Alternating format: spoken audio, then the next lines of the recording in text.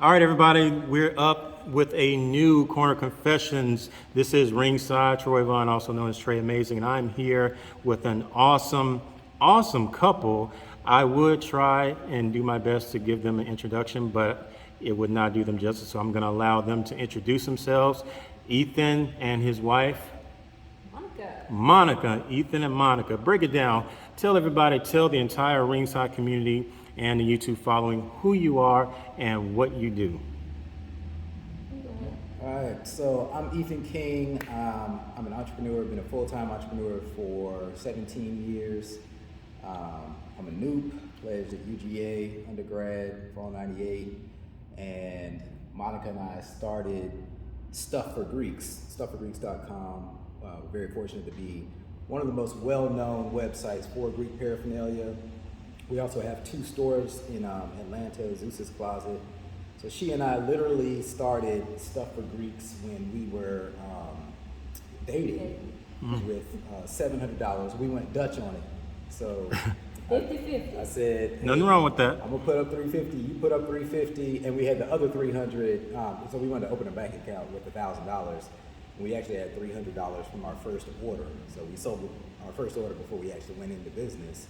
And then we just put our money with it, and we would just say 50-50. We want Dutch on a business as boyfriend and girlfriend. And so here we are. God, that was 20 some odd. That was 22 years ago when we first had the idea. Yeah. Okay. So now here we are. We've been married 18 years, still in business together. Business is growing. We got 2 amazing kids. They are. We have a 7-year-old boy and an 11-year-old girl. And it's not like life is perfect. We've definitely had episodes of failures and struggles, and happy to talk about any of those if you're interested. I speak a lot to entrepreneurs and help emerging entrepreneurs grow their businesses. So does Monica. She'll talk more about that. I'm part of a global nonprofit organization called Entrepreneurs Organization. We have 14,000 members worldwide. You have to have a $1 million a year revenue business to be accepted into the organization. Okay. So I'm very fortunate that it's helped me develop and grow a lot in my life, in business and personally. And I also became president of the Atlanta chapter a few years ago. Nice. And I went on to become a global leader in EO. So it's cool because I feel like I have entrepreneurial brothers and sisters all over the globe. Like literally, it's like another fraternity kind of for entrepreneurs. So. You're doing a few things out there. Yeah, it's a lot of fun. I follow you on IG. I see a lot of your stories, and I'm definitely impressed. So when you guys met in undergrad, correct? Yep. We did. So, going from dating to working together, what made you come up with this idea of, hey, let's get together and start a Greek paraphernalia shop? I mean, I know you two are both in fraternity sororities, but what sparked that idea when you saw something in each other and said, you know what, let's go into business for ourselves and let's focus on Greek paraphernalia? Yeah. Well, I would say my name's Monica Allen, by the way, and I've always been an entrepreneur at heart. My grandfather was an entrepreneur. I started my first business when I was in 4th grade, selling candy and Cokes and Freeze Pops out of my house. And I did that for a few years. My grandmother was my first employee, and I knew in my heart that I always wanted to own a business. And one day, Ethan and I literally were sitting on my bed in my apartment, and we were just kind of like, we should start a business. He had done a project at school that he needed to build a website, and he had built a website called Stuff for Greeks. And we were like, we should turn this into a business. And initially we thought we would just sell the trinkets, the keychains and all of the stuff that we would have to inventory. And we got to thinking, we were like, you live in an apartment, I live in an apartment, where are we gonna put all this stuff? So we ended up selling custom Greek designs, and that's how we got started with making the freshest line jackets in the world. Yeah, it started out as a service business at first. I majored in graphic design. Monica majored in business, risk management. So it kind of helped us kind of stay in our lanes. And I sold graphic design services. So it was like, hey, I'll design your line jacket for you. You pay me whatever, $75, $100. I'll draw it up, and you go get it made at your local embroidery shop or Greek shop. You figure that part out. You know what? When you said that, now it's making more and more sense now, because the fact of the matter is I've had Greek paraphernalia made for me both in Memphis and, a couple places here. But one of the things I love about what you guys do, and I think, right when you said that you majored in graphic design, is I love the idea how you can take almost like a tattoo idea and put on a line jacket, because I've seen some impressive, artwork on line jackets coming directly from Zeus's Closet. Like, I've seen some amazing work. Like, I've seen stuff, I'm like, who the hell would think to put that on a line jacket, but it looked fresh. Yeah. Makes me think, okay, I pledged late. I pledged in spring of 2002, and my line jacket is so basic and so. I'm not gonna say I don't want to wear it, but I'm like, I can't wear my line jacket with all these young folk, and that stuff looking fresh. Come on, we can redo it. I may have to get it upgraded or something. So, based on you guys' experience, what is it like to be married and working with your spouse? I mean, because you have a lot of people out there that have their own, ideas and experiences, like, mixing business with pleasure. And, you're going to have some people that are going to have their opinions about, I'm married, I love my spouse, but we can't work together. How do you guys make it work? Because obviously it looks like, you guys have a thriving business, you guys make a beautiful couple. What would you say as far as some tips that you would give other couples who may be thinking about starting a business with one another? Sure, I have a few tips. Mm-hmm. And I will say we've grown through this process. It was not always easy, and he and I are very, very opinionated, and we let our opinions be known to each other. So it's not a frictionless, thing, but we communicate, and that's, to me, number one. Mm-hmm. So if you aren't agreeing on something, you might have to take a step back and say, we'll talk about this later. But communication is key, and that's one thing that he and I never do, is we don't walk away and just say, I'm done. Like, that's a no-go. We might stop talking about it for a moment just so things can cool down, but communication is key. So we'll come back to it at some point so we can resolve whatever the debate may be. And we put our marriage first. I mean, we went into marriage knowing that getting out of it is not an option. And so that's another thing, just having that mindset is that we're gonna build and grow together, and we're not going to leave the other person behind or leave them, period, because we want to love and support each other. So those are my two tips. I have more, but I'll let you take some. Yeah, I hear that a lot from people, like, how do you work with your spouse? I could never do that. And I like to challenge that thinking, because I feel like us being in business together is actually helped our marriage, mm-hmm. saved our marriage, probably, mm-hmm. Because it gives us something to work on together. Like, if you think about, there's an old proverb or something, like a couple who's gazing into each other's eyes is not gonna last as well as a couple who's facing the same direction with the same vision, looking at the same horizon with the same goals. So we're side by side. It's like battle. It's like, anything that comes our way, we're a team. Mm-hmm. Whereas if we were just sitting here looking at each other, you might get tired of that at some point, And yeah, it can get kind of boring after a while. Yeah. And then also, if she's gone all day at her job and I'm gone all day at my job, and we only connect for that brief in the evening, and then she has all the crap she's been dealing with at her job and the crap I've been dealing with, and we kind of dumping it on each other, and we have all those built up emotions, there's just no room, there's not enough room for a connection. And then you got the kids mixed in with that also, in that little bit of time you have at home. So I honestly feel like us working together has really strengthened our marriage. Yeah, I often joke with him and say, I think if we didn't work together, we would not be together. Like, we would actually be divorced, because we wouldn't spend as much time together. And not that we're together all the time. He has his office, I have mine, here and at home. But it's just the fact that, we wake up in the morning, I may grab a cup of coffee, and we may just chat for a little bit, just not even planned, but we're just chatting about, like, what we're doing that day, what are you working on, what do you think about this? And so it allows us to connect during the times when other people are at their offices, Mm-hmm. Sometimes work out together. Well, we used to. We don't really do that as much, but I mean, we're on a mission. We're on a mission together. We're in battle, man. People. I mean, it ain't. You got every day is something new coming at you. Mm-hmm. So it's good to have somebody with you fighting that battle, because that's how people bond. If you think about, like, if you've ever traveled with somebody you feel closer to that person because you all went on adventures together or whatever. Well, True. think about fraternity and sorority.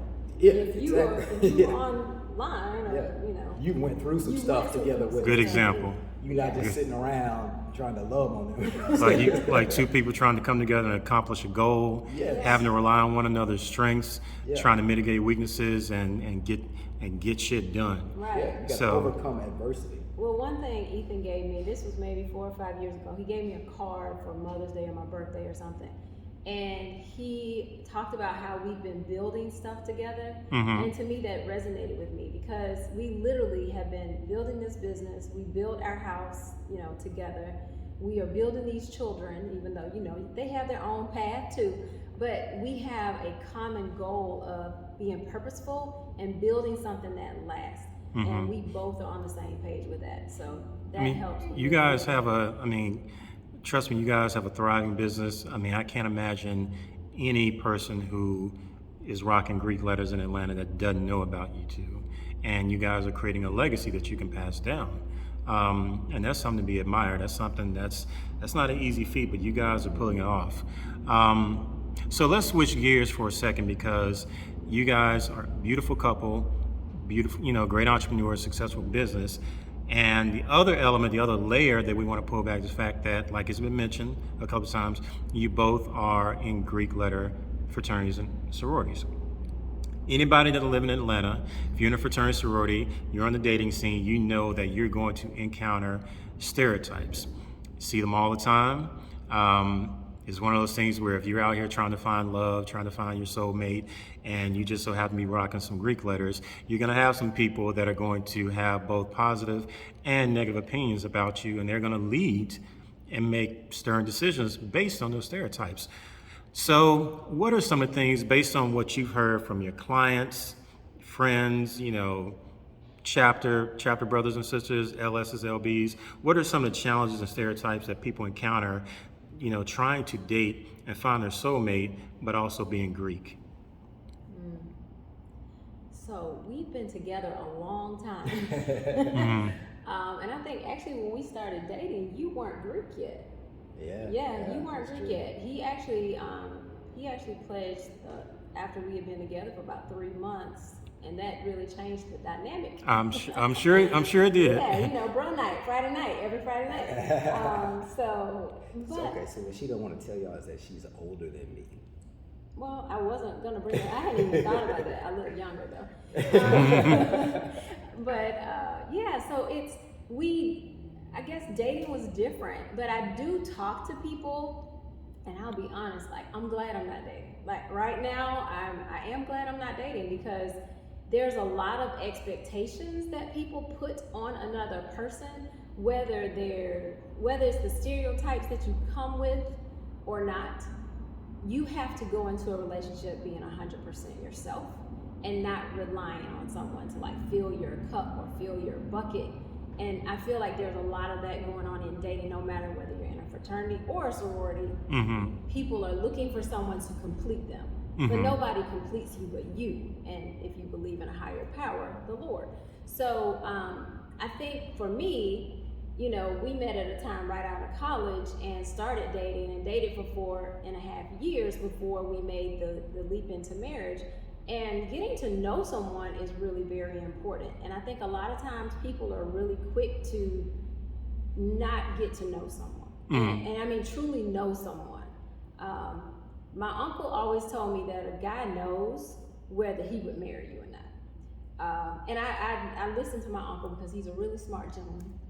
And, I think even though, of course, Ethan wasn't thinking about that at the time, but I think he had kind of filed it away. It's like, this girl, I could see this. She could be the one. She could be the one. And I think he just kind of filed that away because of what, in his mind, I think he was looking for.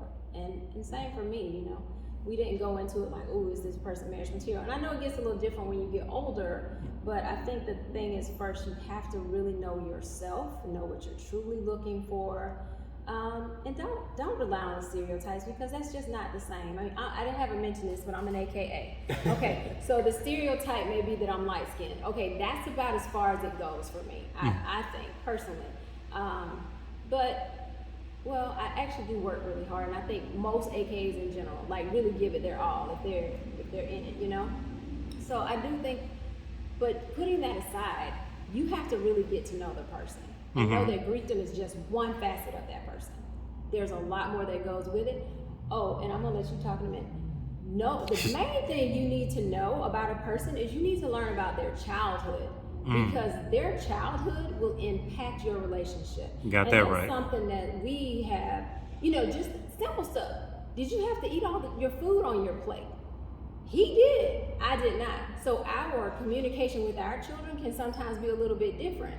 With if food's on your plate, you need to eat it all. Well, maybe they don't because it can make them chunky. I don't know. So knowing how they grew up will tell you a lot about how you all can communicate and work together. So that's what you need to be getting to know. Go past that college experience. You need to go back to elementary school and how they were actually raised in their home. So I can stay on that soapbox for a minute, but I'm gonna get off and let you chat. Yeah, so the Greek stereotypes, I remember me and my LBs were having this conversation about, because most of my LBs are married to AKAs or dating AKAs. It happens. It just is what it is. I mean, okay. It happens. So I remember one conversation we were having, and one of my LBs was like, "No, I can't have no AKA. I gotta have me a Delta." And another one of my LBs was like, "Man, I can't marry no Delta. They'll be trying to cut you. They'll get mad at you, and they're gonna get an attitude and this and that." So you asked about stereotypes. So these are the kind of conversations that happen. It just is what it is. Oh no, stereotypes I've had those conversations. Trust me. I mean, a lot of the women in my family are AKAs. My older sister, my aunt, godmother, my younger play sister, several people in my family, all AKAs. So that was the first sorority I knew about. And even as I got older, even after I played, so I was like, okay, I got to find me an AKA. Even the other noobs, I was like, yeah, we going to the AKA convention. We gonna drive up there. I was like, oh yeah, we gonna come back. We gonna get one. Because it was always that whole, well, pretty boys and pretty girls and digs love. And then other like, no, you got the other guys like, no, them deltas. That's where you got to stick with that crimson and cream. Or Simigama Rose, stick with the Indiana. But I've definitely, even when I was dating, I heard, I came across someone like, I don't date Kappas. You know what they say about y'all. I'm like, oh no, tell me what they say about us. So I realized even while dating, you are going to have men and women out there that are going to have their favorites. And their favorites to them based on their stereotype. They feel like, if you want a gentleman, you go with this fraternity. If you want a party animal, you go with this one. If you want a this and a third. If you want, a woman who's well kept and beautiful and pretty and prissy, you go with this way. Right. But a lot of people really do hold these stereotypes very, very, very true. Even to the point where it doesn't matter what you look like, they can be attracted to you, but as soon as they see those letters on your lapel pin or on your car, they unfriend you. Or, vice versa. Or vice versa. I mean, we've all seen it. From anywhere, but if they see those letters on you, they're attracted to you because you're a noob or whatever, because they like noobs, and they've had great experience with noobs or whatever. It's just people like, it's a brand. Each fraternity or sorority is its own brand. Absolutely. And just like somebody likes Louis Vuitton or Gucci, that's just the brand. That's the store they shop at. It's all good, but. You can't I wouldn't base life decisions off of that because you could be wrong, right? Right. See, that's the mature answer and that's the right answer. But when you out here with some of these, and I'm not vilifying, millennials or Gen Zs, but I hear these topics and conversations all the time, and they really are making life decisions based on a stereotype, based on, if you want a faithful man, if you want a man who's gonna be a good father, you need to go you go get an alpha. I'm like, okay, someone told you wrong, but okay. Right, yeah. I mean, trust me, I've encountered that. I'm like, seriously? Really? You done told me all about myself and I just told you my name and I'm a noob and that's it. So I've certainly had that experience, but I know others, particularly here in Atlanta, because I have friends and relatives all over, but for whatever reason, Greek life is so saturated in the South, very much so in comparison to out west, up north. Here in the South, it is, a whole culture in and of itself. And, it goes right into dating. It goes right into marriage. And that's the reason why I wanted to bring that question up, because even in the ringside community, we got a lot of Greeks in the community, a lot of people who talk about Greek life as it pertains to who to date and who to marry, and who do you want to have pretty babies with and stuff like that. So, that's the reason why I felt like as two entrepreneurs who are married and who have a very successful, thriving business, with all the Greeks coming in and out of here, because you guys do great business, so you guys encounter Greeks all the time. If you ever hear about those stories of the stereotypes and the profile, the Greek profiling and things like that, because there's definitely a number of them out there. But that no, is fascinating to me. It's fascinating to me because I don't base any of my decisions on that kind of stuff. Well, I think what we see here in our store is the ones who are dating are really on the younger side. Mm-hmm. So it's a whole different world now. Like the Atlanta Greek picnic crowd, like they're flying here, they're flocking, they're hooking up at Atlanta Greek picnic. Well, it's like the Freaknik back in the day. Yeah. And but now you got the internet mixed in. You got the apps and the social media, so they're hooking up on there, and then they'll go meet up, and all kinds of crazy stuff happening during like AGP. So we see that side of the Greek dating world, right? Mm-hmm. And then we have a lot of older couples who shop with us, more, people our age and stuff, middle-aged couples, or they may be divorced and then back on the dating scene. So they kind of have these opinions, and then they may have children who are now old enough to be coming through the Greek life system. So right. There's that whole dynamic that we see as well. But it's really fascinating. I think what I've noticed is, and you may see it differently, but I think that the stereotypes were more defined back in the day and just kind of more rigid.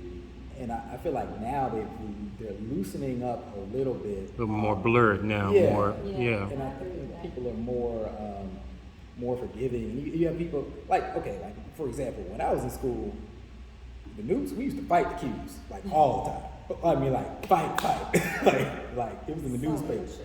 Yeah, it wasn't mature. It was childish. No, I mean, trust me, from Tennessee, I used to hear about that all the time. Yeah. TSU, and, Memphis. I'm like, damn, either news be fighting the Qs or the news be fighting the Sigmas. Yeah, it was like battles. But now you got everybody's friends and everybody's accepting, and they got joint social media accounts and joint this and that and parties. Different climate. It's just a different climate. And there's nothing wrong with that. That's a good thing. It's definitely That's a good thing. We need more Greek unity. Yes. So less suspensions, less hospital visits, less all that. So it's a good thing. It's actually it's a great quantum leap in the right direction. Yes.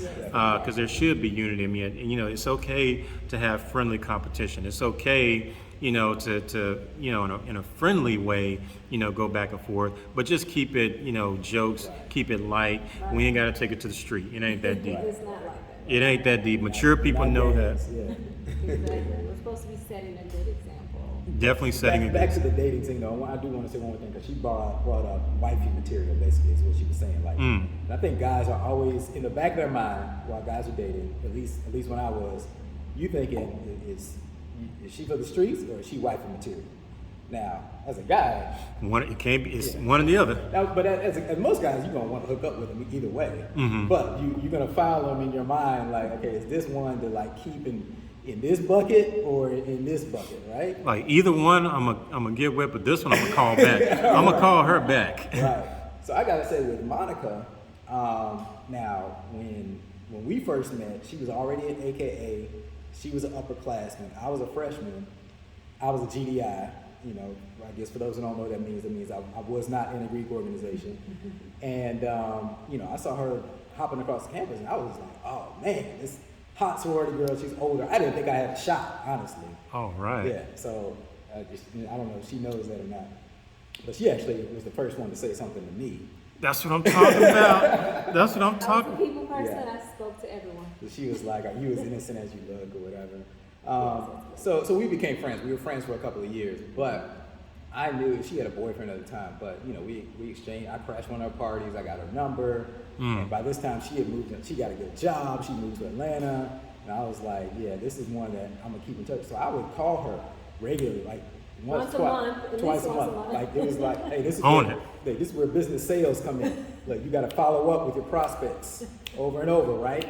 Yeah, you I had know. to tell her. She would ask me questions like, "Oh, Ethan. Oh, hey, how are you?" Like I would have to remind her of who I was, like for the first few times. And she'd be like, "What's your major again?" And we were talking about surface level stuff. But then after a while, she started to see the light and started to notice, well, okay, well, this dude's really ambitious and he's really intelligent. And then, next time she came to Athens, she swung by the crib and yeah. And here we are. And here we are. So you both made great decisions. So it's fair to say, so Monica, would you say you approached him, or was it just more so you just spoke to him? I would say I spoke to him. He Okay. would say I approached him, but we have different views on that.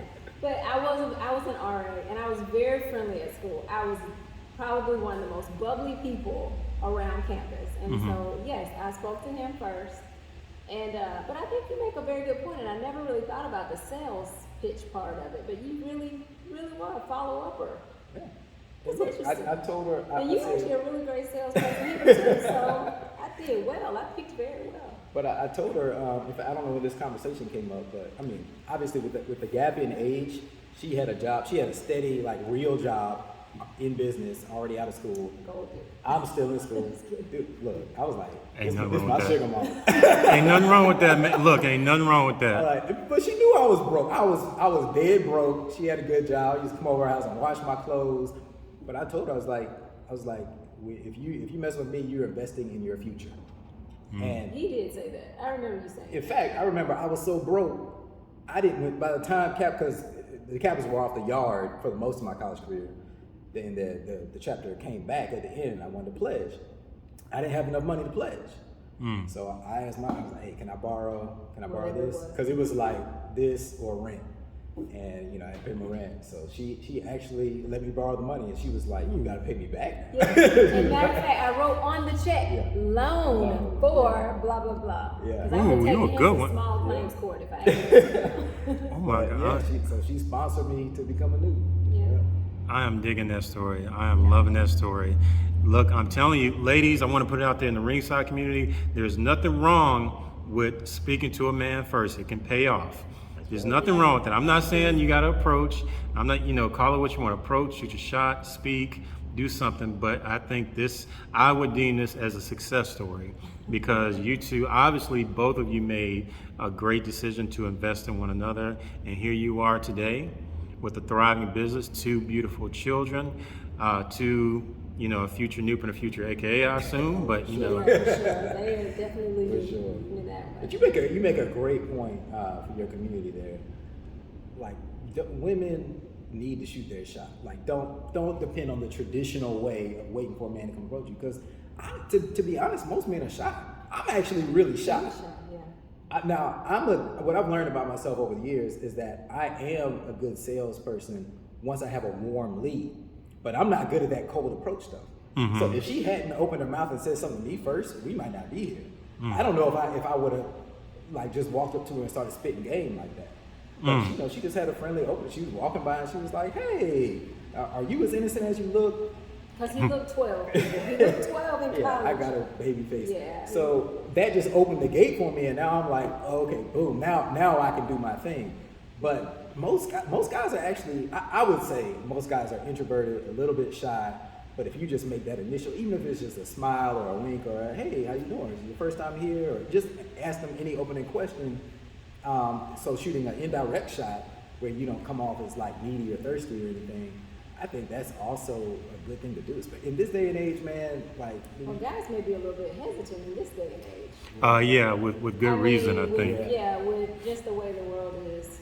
I mean, guys may be a little bit even more hesitant. Like, honestly, my son's gonna have to have contractual stuff when he's dating. Like, I'm just saying, like, you need to get a contract signed so we know. She's talking about the consent stuff. Yeah, right. no, it's important. It's not the same. It's a different ball game now. But I have to ask, when you asked him if he was as innocent as he looks, what was the answer? Oh, his answer was no. Okay. For sure. Yeah. And I I was honestly kind of shocked by the answer. And maybe that did make me a little curious Because honestly, okay, so I truly believe that God speaks, like there are words that come out sometimes that you don't even intend. I didn't think about what I said to him before I said it. It just came out, right? And him saying that, I mean, maybe I was a little curious when he said no, because of course, most people you expect, they're gonna be like, of course I am, as innocent as I look. He was like, no. And I'm like, whoa. Okay. I'm trying to think if a woman asked me that, I don't know what I'd say. I'd probably say no, I'm not. I don't know. I just have to think quick. I'd have to, be quick on my feet. Yeah. I always like to be honest, man. I mean, she Yeah, knows, man. I was wild in college. I was Very. Hey, that's what. Look, trying to get them all. you graduated. That's what. As long as you graduated, and you got some great stories. That's what it's about. Yeah. So thank you too. But before we end, I want to give you two the opportunity to do a quick plug of your business. Let everyone out there know where they can find you, where they can find some awesome Greek paraphernalia, and how they can get in contact with you via your social. Yeah, I'll go first. So Zeus Closet, we have 2 locations here in Midtown Atlanta and in Kennesaw. And I will just like to throw out there, we don't only do Greek paraphernalia. We also we're like a tattoo shop for your clothes. So if you're doing personal branding, you have a clothing brand you want to launch, we can help you with that. If you just need a robe for mom for her birthday, we embroider that as well. So you're not limited. If you want to hit me up on Instagram, the best way to do it is to go to Stitched for Success, which is the name of my podcast as well. But that's the best place to reach me. I'm always in there checking my messages. And yeah, come see us at Zeus Closet. We'd love to see you. Yeah, no doubt. You can find me, the best way to find me is just go to my website, ethanking.com. That's my personal website. And from there, you can find links to all the stuff that I'm up to. Man, I got my hands on a lot of different things. Of course, Stuff for Greek, Zeus Closet. And I also launched a new business just this year. It's called Six Pack Dads. So I actually help, it's a totally online thing. You do it from home.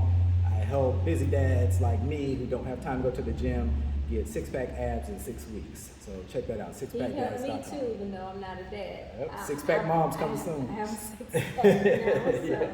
yeah, she's it's been doing really awesome. good. And I just want to add just real quick that, I think the biggest thing in any relationship is to make sure you support the other person. Mm-hmm.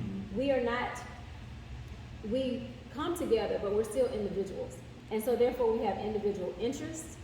And so just supporting the other person in their interests is key in making sure that love is still there and making sure that your relationship will last.